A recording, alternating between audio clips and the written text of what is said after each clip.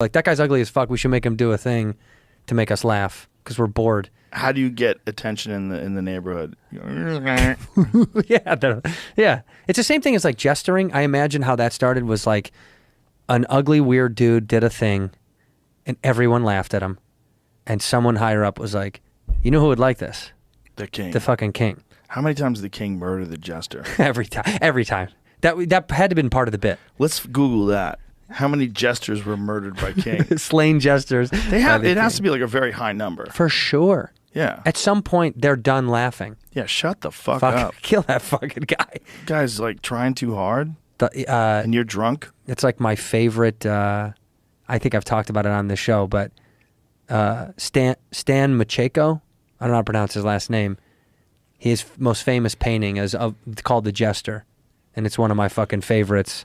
And Stan Macheko, I think it is. But this, to me, if I could buy the original, if I had enough money, I would buy it because it shows like how comics feel sometimes when you're done. You know, sometimes when you're done off a stage and you're fucking burnt, you're like, dude, I've been given so much. I'm tired. I did 2 shows tonight. Like, you just kind of have that moment of just decompression. Right. You're not thinking. You know, like after we would do shows together sometimes, you and I would sit in silence in the green room and just not say anything. Just catch your breath. Just catch your breath and chill out. That's that Stan Matejko painting. Look up The Jester. I think it's called The Jester. Do you have any data on how many jesters were murdered? I haven't found anything yet. Just no murderous most jesters. Of them weren't murdered.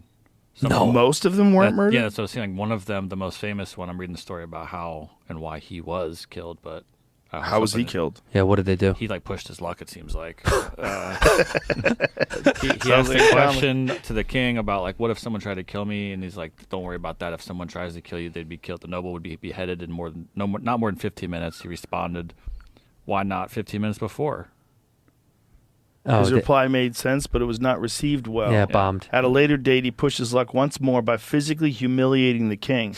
After telling some joke, the jester slapped Francis I's royal behind amid roars of laughter from all the court's nobles. The monarch threatened to have him hanged for this unless he could come up with an apology even more offensive than that act. I'm so sorry, Your Majesty, but I didn't recognize you. I mistook you for the queen. Oh, 2 times. His wit really was the stuff of legends, but as you may recall, the only people fully off limits from a court jester's mockery were the queen and her ladies in waiting. I'll be the talking king about my decided bitches. to kill him, despite the deal they made.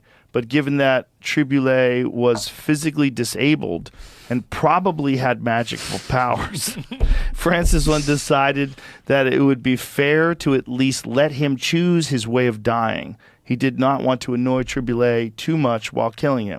So the jester chose. He told the king, good sire, for Saint Nicho, how do you say that? Nichus's and Saint Penard's sake, patrons of insanity, I choose to die from old age. Oh. The joke completely broke through the king's anger, and Triboulet was again allowed to live. He ended up only being exiled from the realm. They just kicked him out. Oh. See, I couldn't find it even. I'm sure they were, but like no number, and I didn't get anything yet. That also sounds like a lot of anecdotal horseshit. I believe almost none of that, but I like all of it. I like it too. Yeah. I'd like to believe there was a dude that was that funny, got his way out of getting killed. You gotta know. Slapped the king's ass, made fun of the wife, and still lived. That's Stan Matejko. That's my favorite. Oh, yeah. So why this is also so powerful to me, truly, is if you can see on the right there behind him, in a more clearer version of this, the party is still happening. Oh, yeah. And it's just kind of like, this is truly how I feel, where you're like, we just did the gig. You decompress. You just need to just be quiet by yourself. Does he have notes? Yes, that's all of his performance notes. Wow. 1862. I never thought of jesters as having notes. Well, they had to prep for shit. They must have.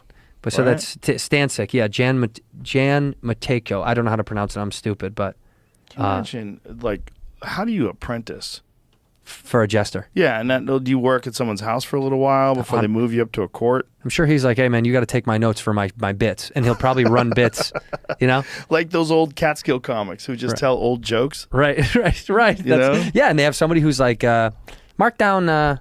Sometimes when I put my eyes out and I grab my dick, they laugh. So I was like, put that down as a bit after thing. And you know, there's a young kid who's like, oh, grab the dick and then the eye cross eye on the right side.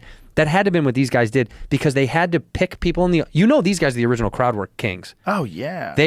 This was crowd work at its finest.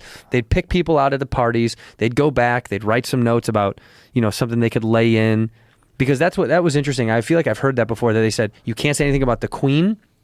You can say anything about anybody else. The queen and any of her crew, you're not allowed to say shit about. But everyone else is like, oh, fuck them all. Fuck everybody. Like, the king would be like, the most powerful man, fuck him.